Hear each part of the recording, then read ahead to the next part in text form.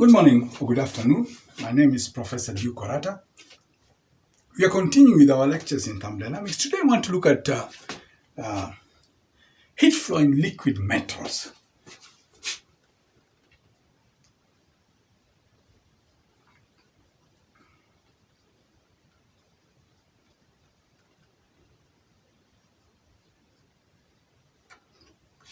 This is very important in the sense that liquid metals today are the main heat transfer medium in most of the nuclear processes. And so it's a very important item or substance which you need to look at, that is liquid metals.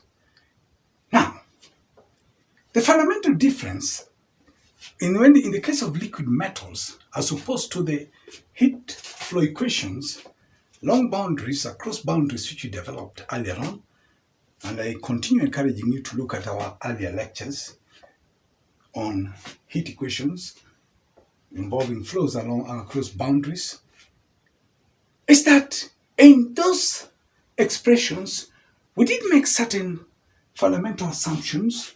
We assumed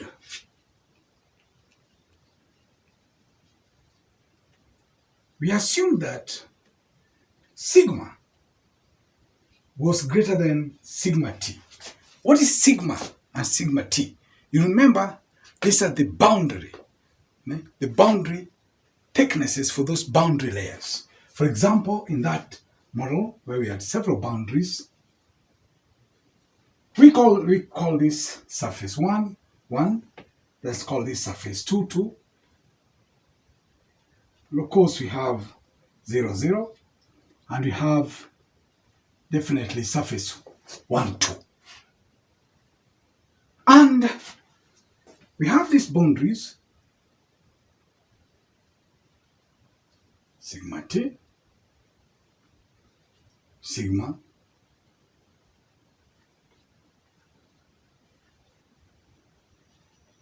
s,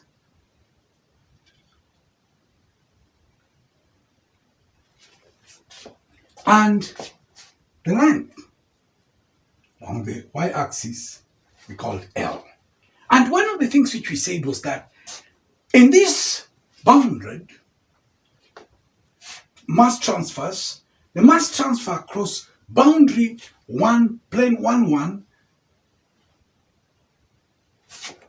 and the mass transfer across plane 2, 2 are related to the mass transfer across plane 1, 2. And how are they related?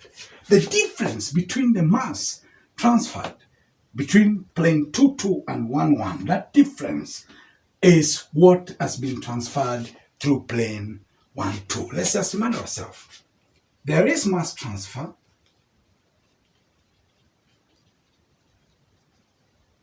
across 1, 1 and 2, 2. The difference, the two masses, mass transferred is the mass transferred across plane 1, 2. Very important to note that. And so have this figure in your mind. Have this figure in your mind.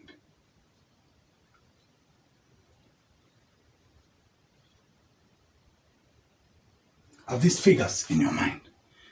That this is an open system where mass transferred across 1, 1, across 1, 2. The difference in the masses is what has gone through the surface 1, 2. Now, we can use that assuming that we have a steady flow in this particular system. So we can use a steady flow equation, so steady state equation, to do our computations here. So that assuming steady state energy flow, then it means that on the mass transferred across the surface 1, 1, which you can denote as 1 sigma m h plus u squared over 2. Remember that our foundational equation for this is the first law expression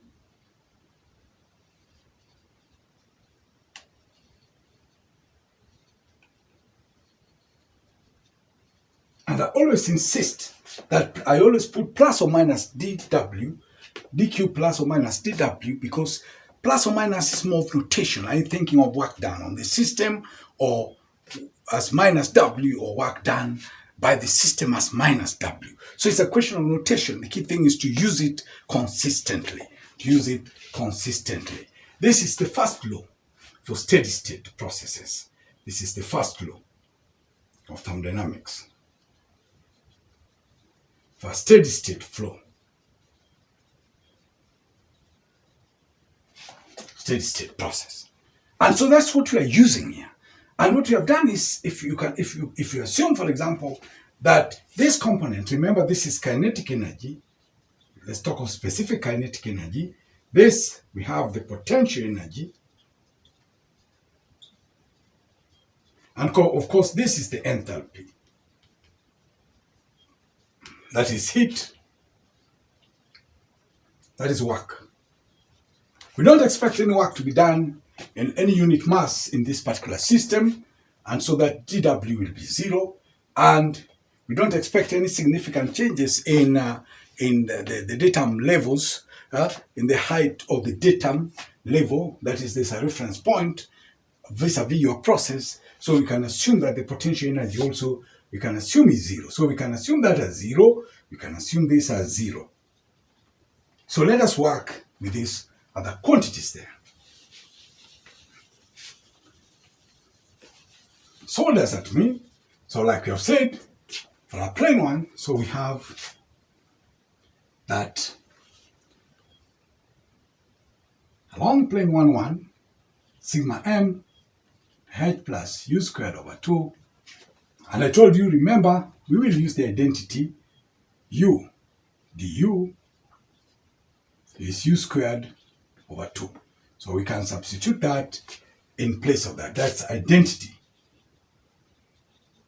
Differential calculus, in integral calculus, which we can use that particular system. So we have these particular quantities there. And so along sigma, that is boundary 2, 2, sigma m, again we have h u2 squared. Now, if we now work with our systems, like we have said, we are assuming potential energy is negligible. There's no significant change from the datum level, and there's no work done. The unit mass of the elements moving in this particular system, then we can say that dH plus du squared over 2 is equals to dq. And so for sigma 1, 1, okay, so sigma 1, 1, that particular plane, therefore, we remember that dH is Cp dt. Remember that identity? dH is Cp dt. And so using that identity, then what we'll have here for our process will be rho Cp. Then we have the integral. You have rho Cp, the integral of u dy t. In our case here, and of course, we are assuming from 0, boundaries are from 0 to L. And you have seen in that schematic diagram what these boundaries are. We have shown them. Secondly, for the plane 2, 2, we'll have, again, rho Cp, integral from 0 to L of tu du minus rho du. We'll use that identity there. Rho d over dx integral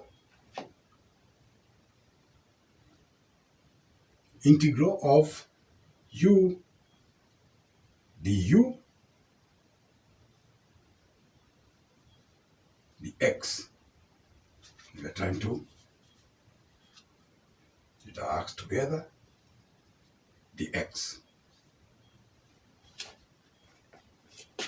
Again, from 0 to L. And then on the surface 1 to 2. Remember we said the mass which flows, if you take the mass just flowed, which is being transferred through the plane 1, 1, and the one which the difference between the mass transferred between plane 1, 1 and the mass exiting from plane 2, 2, that difference is the mass which will have exited at plane 1, 2 based on our scheme. Oh, let me see. Have I forgotten it, right? Now, we don't need that one, so we can erase that. So for sigma 1, 2, we will have rho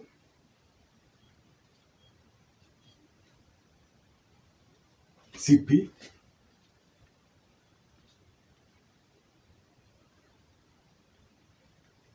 dx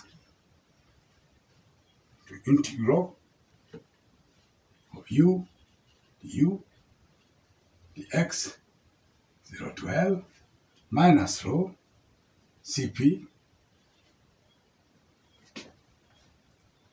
minus rho Cp. If you take the difference, that is the difference. Let's mark that as the difference. For the mass transferred between 2, 2 minus 2, 1.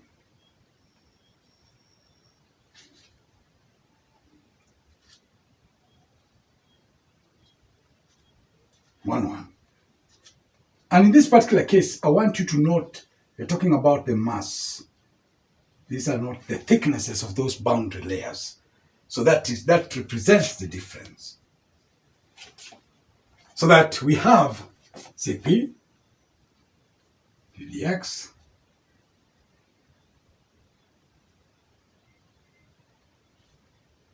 integral 0 to L tu du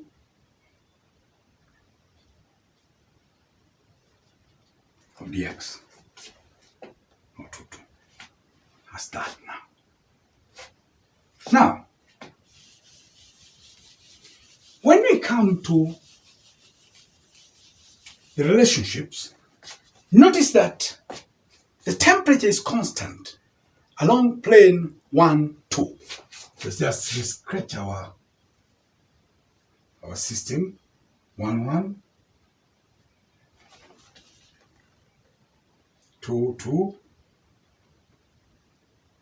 1, 2. So temperature here is constant. There is no temperature gradient. So the temperature is constant. So we don't expect any heat to be transferred because there's not, like conduction, because there's no temperature gradient. And of course here, what we are saying is that the temperature gradients along 1, 1 and the temperature gradient along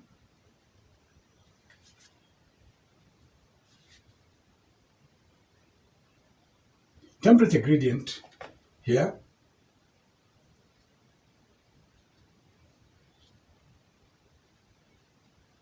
is negligible.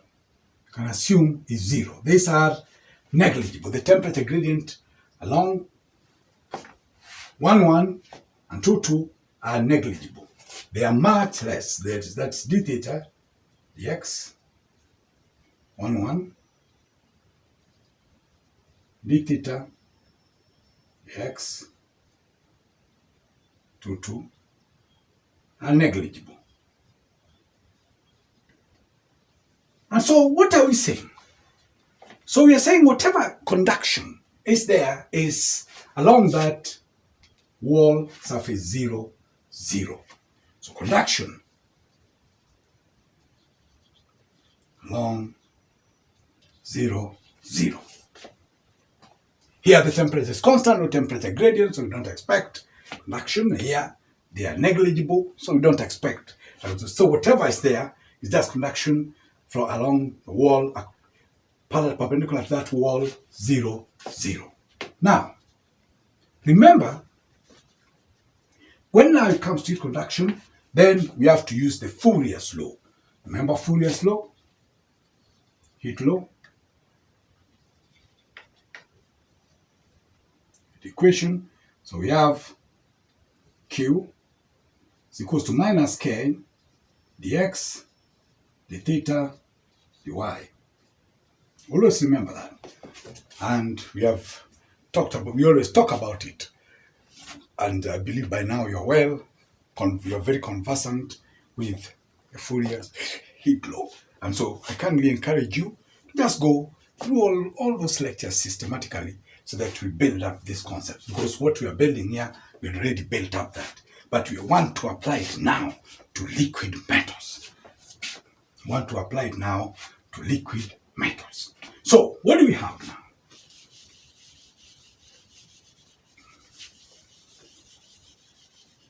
So in a nutshell now, our dq, which is minus k dx d theta over dy,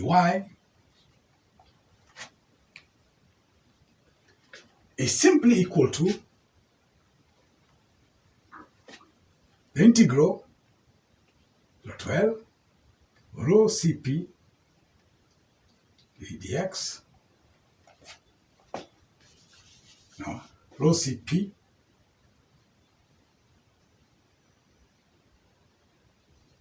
ddx rho L T U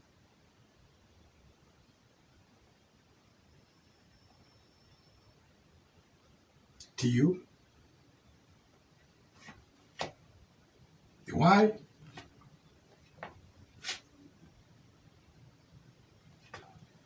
Tu dy minus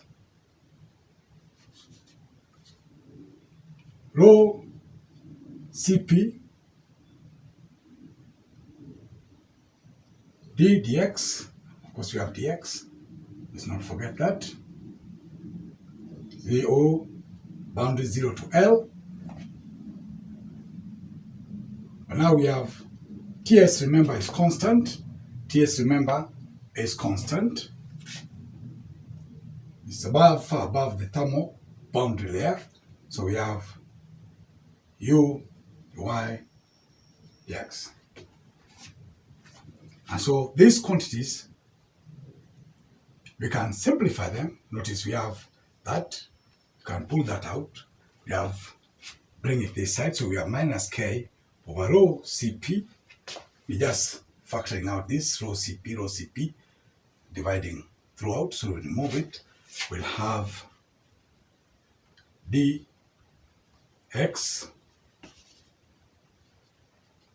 d theta dy is equals to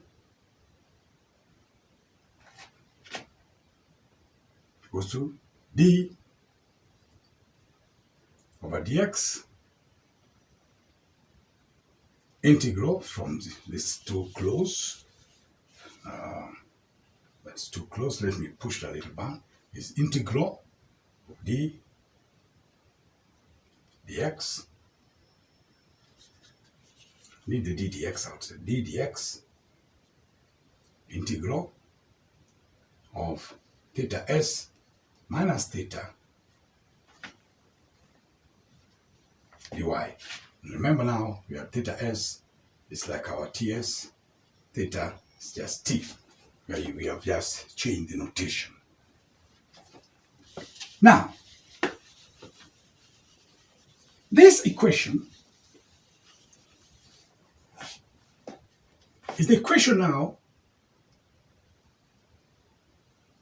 we are interested in when we want to talk about the liquid metals. When we want to talk about the liquid metals. Now, when you are talking about the liquid metals, there is an assumption which you have had here, which is does not quite match the behavior in liquid metals. Our assumption that sigma is greater than sigma t. That assumption is not quite accurate in liquid metals, because in liquid metals, it's seen that for Prandtl values less than 1, sigma t is greater than sigma. Sigma t is greater than sigma. What is Prandtl's value? Prandtl's value, this is Prandtl's number.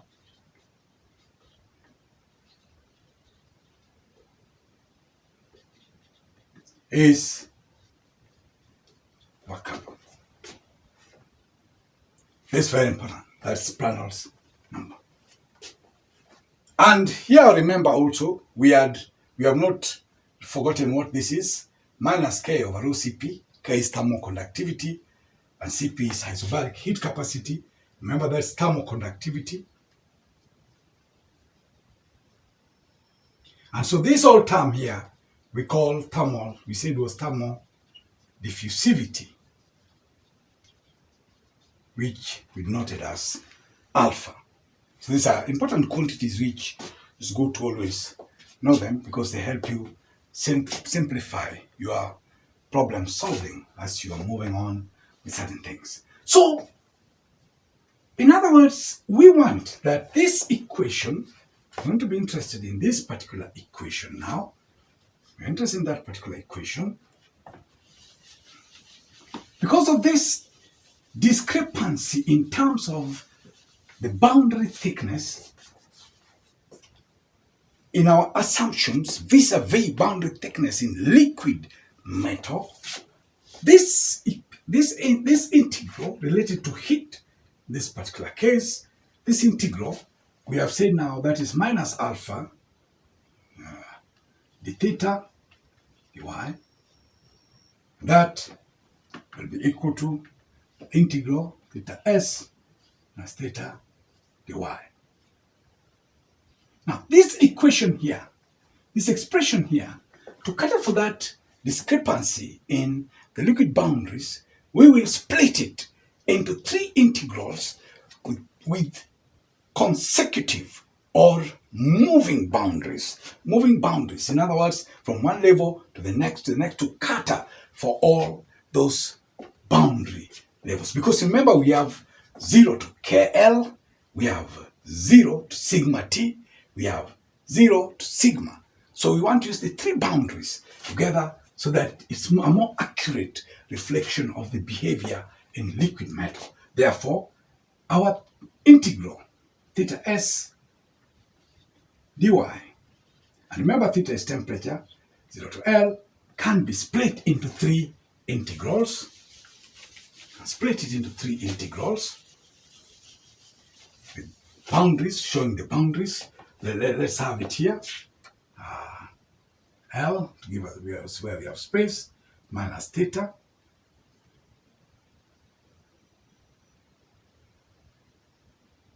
dy,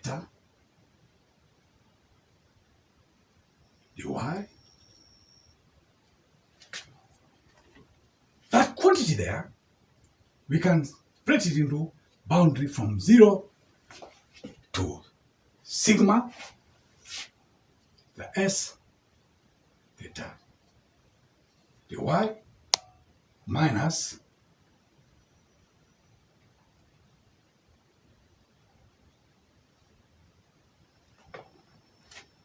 can have sigma to sigma t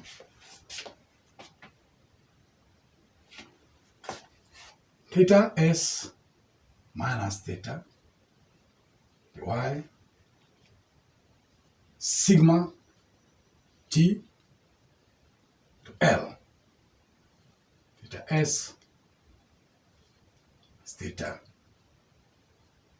dy. Now, this integral, let's call that 1, call that 2, call this integral 3. We know that here, we have forgotten u. We have left u dy, u dy, u dy. Now, these three integrals, we know that in this region where we have sigma L, in this particular case, this will be 0 because the temperature, there's no temperature gradient, is 0. In this particular region, we know that this between sigma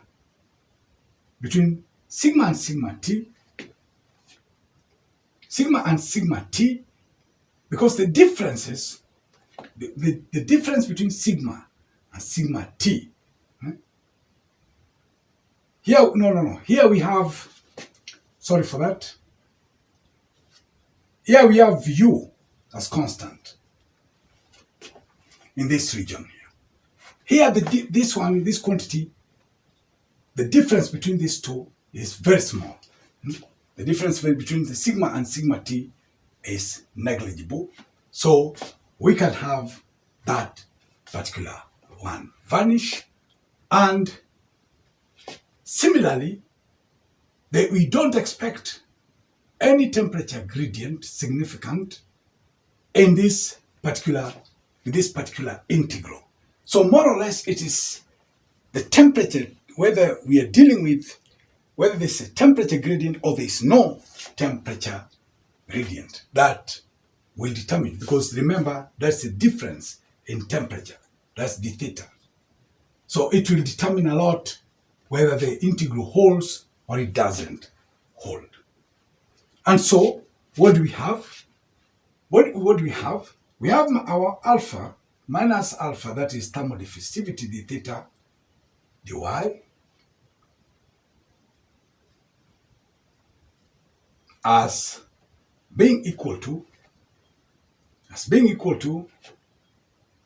integral. We now have where this one is constant, we have theta s minus theta,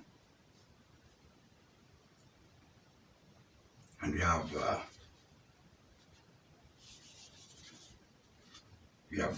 us because it's constant. Now have our theta s integral, theta s minus theta,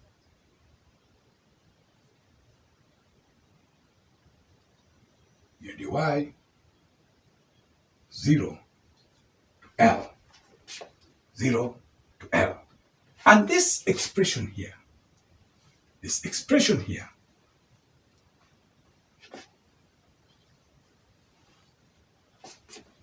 is the heat flow equation in the liquid metal. This will be the heat flow equation in the liquid metal.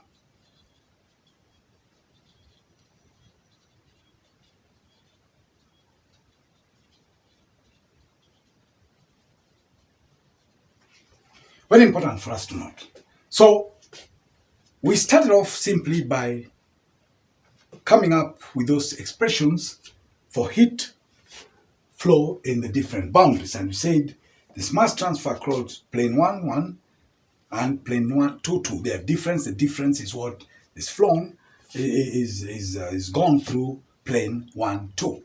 And of course, when you use the first law, first law steady state equation, where we have the enthalpy, we have the specific enthalpy, specific kinetic energy, and also we have the potential energies, and we know what the expression is related to heat and work, and we say there's no work done, those units masses being transported across, and so dW is 0, so we are left with dQ, and we are seeing that along the boundary 1, 2, the temperature is constant, so there's no temperature gradient, so we don't expect conduction, heat conduction along that, because there has to be a temperature gradient. And then, of course, through the boundaries. So through the boundaries for 1, 1 and 1, 2, again, there's no the temperature gradient is minimal, it's insignificant. So what we are left with is heat being transferred across that wall 0, 0, which we had indicated there. And so using that first law energy equation, the steady state equation, then we are able to relate this to the liquid, to the heat transport or heat transfer in a liquid metal. The only key things which you have noted, the key challenge there, which was not quite fitting the heat transfer in liquid metal, is that in our early assumptions, we have always been assuming that sigma is greater than sigma t, but that's not the case in the liquid metals. And so it means that even when the Prandtl number is less than 1, then in some cases the sigma t, that is the thickness, of the thermal boundary, is greater than that for the velocity boundary.